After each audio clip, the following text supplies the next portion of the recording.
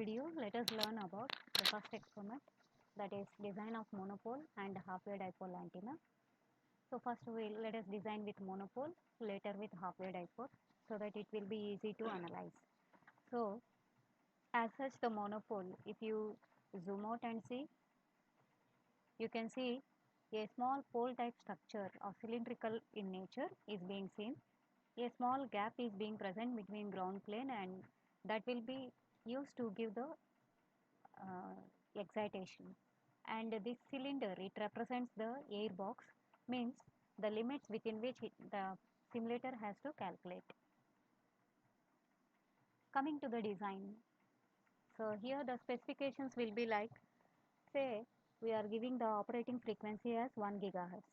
Then from that, lambda can be found out as E by F naught. So we will get around 300 millimeter. Then radius of monopole will be lambda by 4 divided by 60. So it will be 1.25 millimeter.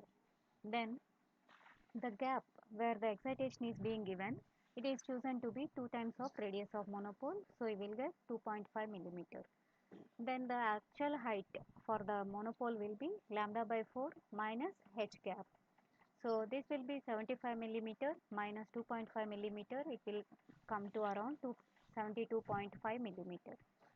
Then the radius of ground plane will be radius of monopole plus lambda by 4, so that if you draw a semicircle, then it will be touching the edges of the ground plane. So it will be 1.25 millimeter plus 75 millimeter. It will be around 76.25 millimeter. Now, since we have to limit the calculations, instead of taking from minus infinity to plus infinity, we are giving an area over which the computations have to be made. So for that, in the cylinder part, we are considering the height of air box. So this will be like height of gap plus height of monopole plus lambda by 2. Means I am giving lambda by 4 below the monopole as well as lambda by 4 above the monopole. So it will be 2.5 millimeter plus 72.5 millimeter plus 150 millimeter, giving rise to 225 millimeter. So let us move on to the tool. So here insert HFSS so that you can get a 3D workspace.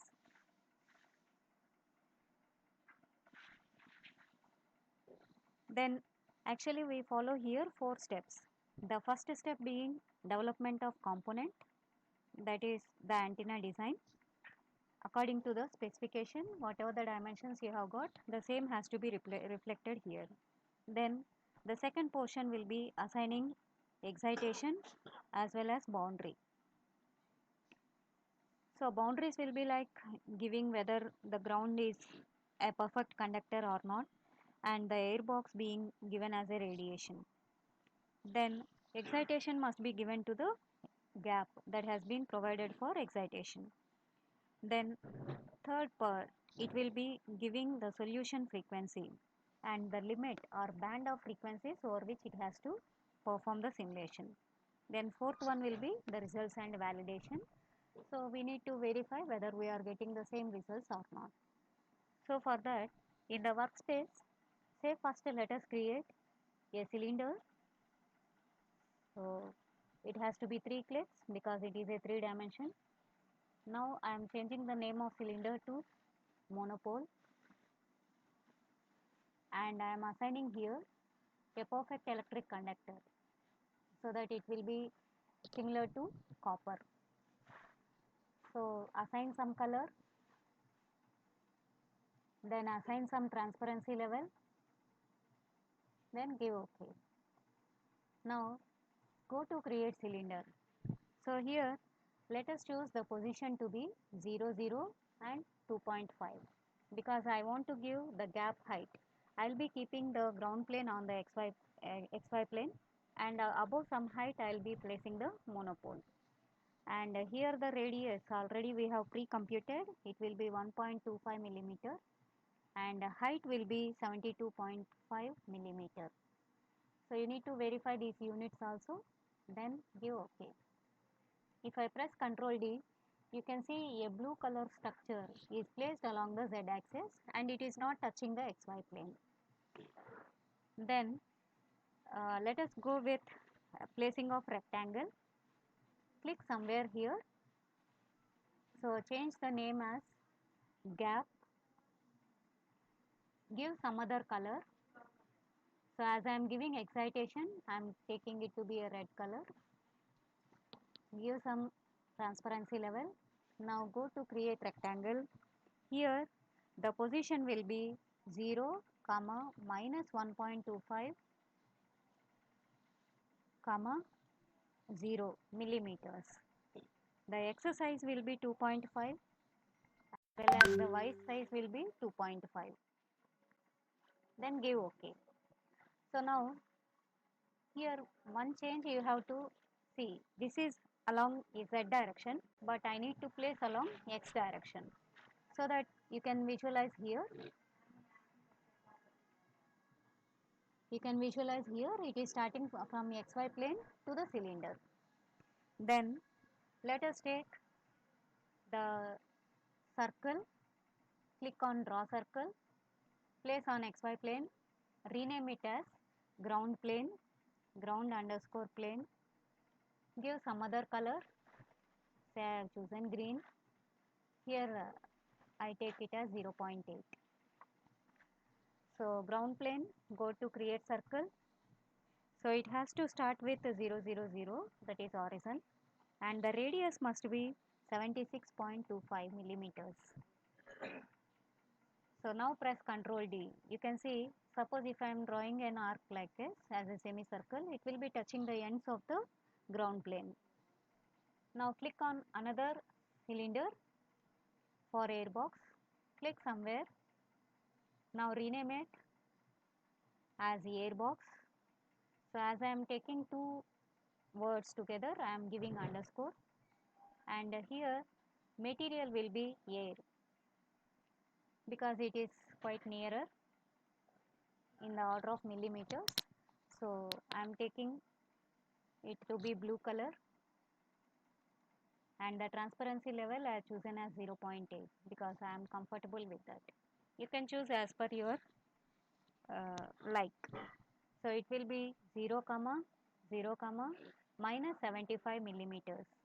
It must be along the z axis, and the radius must be same as that of the radius of ground plane, and the height in total must be 225 millimeters as per the calculations. Then give OK. So now you can see if I press Ctrl D, it is almost quite similar to the one which I have shown in the document.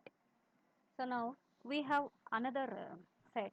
So here if you click on this project manager, then under HFSS design 1, you have the various options. So the 3D component will be shown here as solids as well as sheets.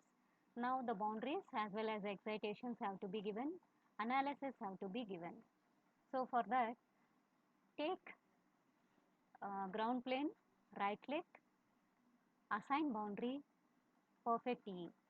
If you want to give it as an infinite ground plane, you can give, or else you can leave also. Say for example, if I am giving, then here you have the other option as airbox, right click, assign boundary, then give as radiation, then give OK. Again, in order to give the excitation, go to this hide or show overlay visualization in the active view, click on that, except gap, you remove the other things. Give done, press Ctrl D. You can see only the gap details that we have given. Now right click on it, select it, right click, assign excitation, go to lumped port because we are considering this to be an equivalent resistance of 50 ohms. As we know from the derivations, the radiation resistance of half monopole is actually 36.5 ohms, which is very closer to 50 ohms. Click next. Now choose new integration line. Now from bottom to top, you give along the z axis. So you can see a thicker line is being aligned, and you can see the arrow exactly touching onto the other side. Then give next. Here we can go with do not renormalize, or you can renormalize also because there won't be much deviation in monopole. But when it is in the case of microstrip patch antenna, then there will be many changes. So by default, we choose the option to do not renormalize. Means whatever the modes that has been generated will not be synced on to the resistance that has been given from the excitation, that is 50 ohms. So here whatever the impedance mismatch, it can be shown up. Here the mismatch is very much small, so you may not be able to guess it here. But in microstrip patch antenna or parabolic dish antenna or horn antenna, you will be able to guess it. So click on finish. Now you can see under boundaries, two boundaries are there, perfect E and radiation 1. Under excitation, you are having 1. Now again go to visualization, then select all, give done, click on workspace, press Ctrl D so that you can visualize the actual diagram. Now the next step will be giving the analysis. So right click, add solution setup. Let us take it as 1 gigahertz. So here 6 will be the number of passes, means 6 times it is going to evaluate for each and every boundary condition. So the best possible accurate value will be displayed, and the minimum delta S will be deciding the mesh size. Suppose if you are keeping it much lower, then the computer resources will be utilized at large. So it might lead even to hang up of the system. So in order to avoid that, I am keeping it as it is and I am giving OK. Now click on plus sign of analysis, go to setup 1, again add frequency sweep. So here the start frequency will be 0.5 and the end frequency will be 1.5, because I may not get to that much level. So because the center frequency is 1 gigahertz, I need to verify only for the narrow band. So it will be from 0.5 gigahertz to 1.5 gigahertz, and the step size I have chosen as 0.1 gigahertz. Then give OK. Now in order to see what actually I want, so here you have the option of radiation. Go right click, you have far field as well as near field. If you want to set up an array, then also you can do it. But for time being, let us consider the far field setup. Click on infinite sphere. So you can give OK. Now I had not given any optimetrics because I am not going to optimize any design. So let us see, validate this first. As I have got all the green tick marks, it is OK for solution. Then click on analyze all. So once I click on that, it will ask you for renaming it. So rename, I usually take with the name along with the date I had done it, so that it will be easy to track. So I save it. Once I save it, it starts to run. Now we have asked for far field report. So everywhere it will generate the radiation pattern as a far field report, means R will be lambda square by 6. At that distance it is going to calculate, and the end limits are represented by the boundaries given to the cylinder. So using these conditions, it is going to develop an FEM method, and by way of integration it will be solving by taking or interpolating the values from the initial value to final value. So let us see how the solution will be after these passes are completed. See, as the design is very much smaller, the number of passes will be running out fast. So you can see the fifth pass has come, and it will be like, as I said, it will be adaptively meshing the circuit as well as refining the mesh size so that it can map onto the design. So originally the mapping will be done for the antenna as well as ground plane, and even for the excitation box which we have provided as gap. Then the interpolation results will be calculated for the airbox starting from the least value to the best highest value. So once the solution is completed, here you can see the normal completion of solution on server local machine. So once you get this, you are ready for looking up onto results. So for results, go to HFSS, click on results, create far field report. First go to 3D polar plot so that we can see the radiation pattern. And our expectation is here, it must be in the shape of like a omnidirectional radiation pattern similar to that of an apple. Right? Let us choose the radial component of electric field in total, create new report. So once I close it, you can see this is because only half of the dimensions are being considered. So if I rotate and see, you can see the minimum is happening near to the lower end and the maximum is happening away from the antenna. So you can see along the z direction it is having a dip. So if I look at into 2D and 3D pattern, so 3D pattern is similar to like this, like the shape of a donut, but still it is not an entire donut because of the monopole design. Now go to HFSS, then create far field report, go to radiation pattern. So here also, first let us take it for theta, create the report, then again choose it for phi and then create report, then close it. So now here you can see in theta report only half the values are being developed. So in the infinite sphere just to change it to 360 degrees so that it can evaluate for both directions. So once you do that, you can see the two-dimensional radiation pattern. Now for results, right click on the chart. This is a Smith chart and the plot is being done for polar plot. So marker, add marker. At each and every guided value, you please keep the values so that you will get the readings as theta, angle and magnitude. So use the same to note down in your observation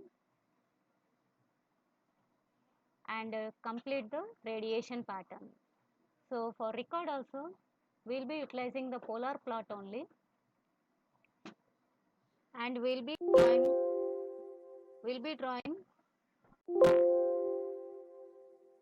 drawing the same radiation pattern there. Similar way for phi means the H plane pattern. Previously it was E plane, now it will become the H plane. We need only the maximum value. So click everywhere where it is being guiding and you have to note for all the 360 degrees. Generally the magnitude is sufficient because the angle will be same. Sorry, even though the angle is varying, the magnitude will be same. So click on as many points as possible only for the outer circle because it represents the maximum H field. So remember we have taken this for phi, we have changed that value. So likewise you can click for each and every angle, then click on the readings. So here you have the option of scrolling down. So then see M37 it has come for the next circle. So click on that, press delete so that you can delete it. You can see for everywhere there are very minute changes and the value is lying from 14.37 to 14.4. So even then it represents a complete circle. So this is the radiation patterns. Now suppose if I take this E plane pattern and if I am choosing the angle between the radiation pattern like this, at the maximum value it is 14.37. Suppose if I divide it by root 2, what will you get?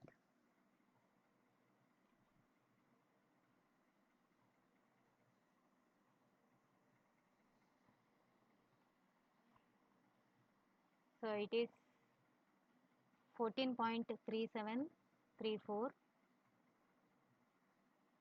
divided by 1.414. So it is 10.16. You choose the value 10.1. So minus 50, again here 10 plus 50 means the beam width between the beam width will be 50 minus of minus 50, so it is a total of 100 degrees. So likewise the beam width can also be calculated. Now we need to confirm whether it is giving the VSWR and return loss in the required values or not. So for that, go to HFSS, create model solution data report in results, then rectangular plot. So here by default it will be showing for S11 in dB. So S11, the parameter will represent the return loss for the circuit or the antenna. Click new report, close it. So right click, go to marker, add marker. So it is giving minus 12.2975 decibels, which is an acceptable value since it is less than minus 10 dB. And suppose if I want to calculate it, so I take near to 9, again here also near to 9. So it has value is quite greater. So near to 9,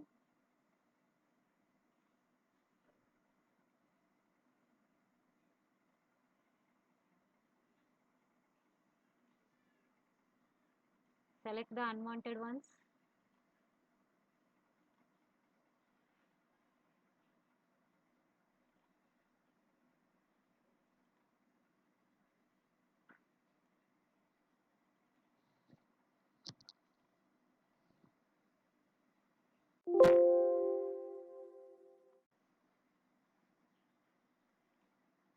I am deleting one by one so that it will be easier for us to evaluate.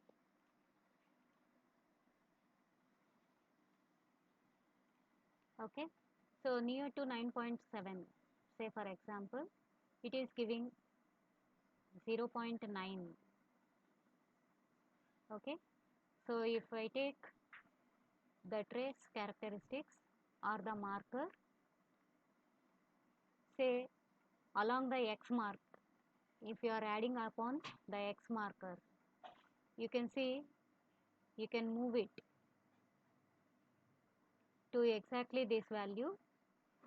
Again add X marker,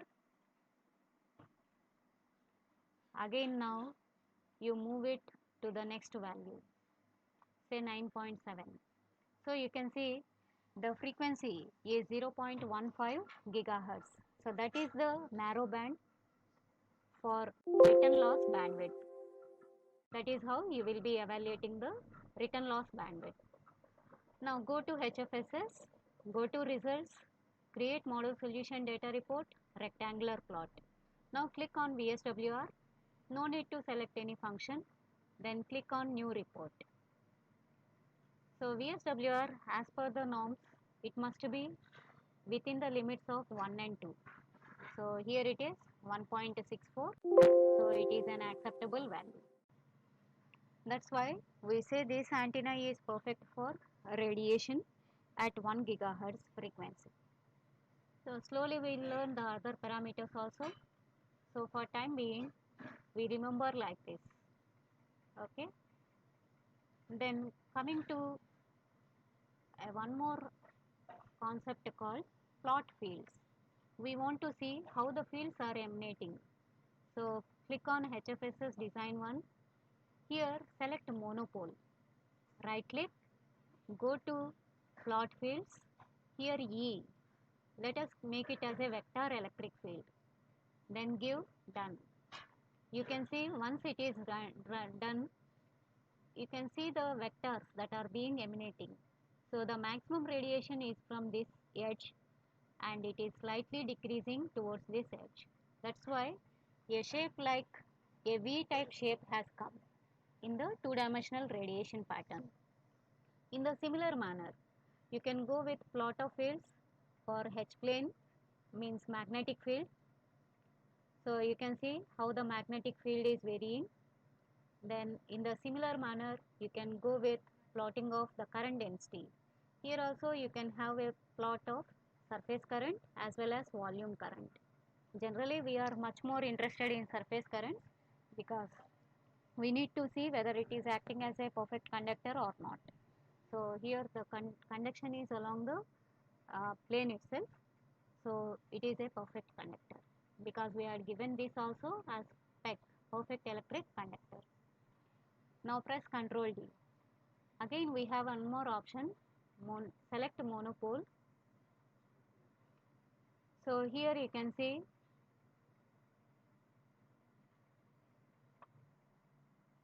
select monopole, HFSS, results. So in the far field you can have the option of rectangular contour plot. So again you can click on that.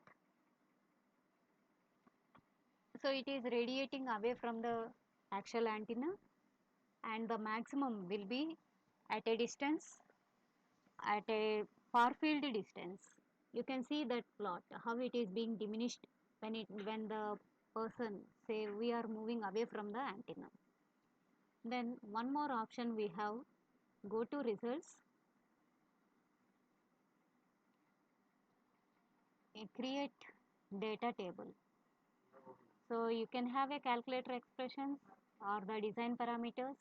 You can have for volume, area, etc. This is not necessary now. So go to HFSS, results, again take far field report, 3D polar plot. Now here you can see the options of gain. Take gain in total but measure in dB. Okay, click new report. You can see the gain. It is 5.85 at maximum. Similar way you can take for directivity because these parameters will be actually characterizing the antenna. So it is almost the same. It is 5.84867 in dB.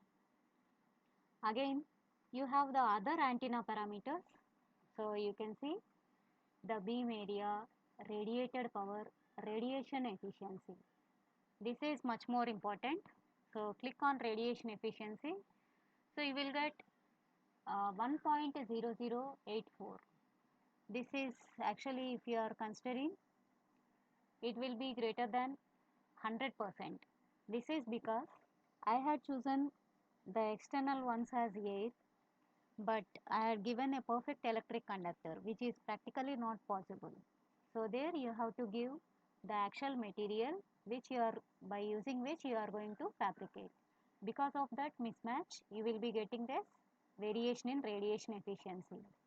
You can go through these options. Then you can find even the maximum radiation intensity, the radiated power. So you can see it is 0.949. One more option is like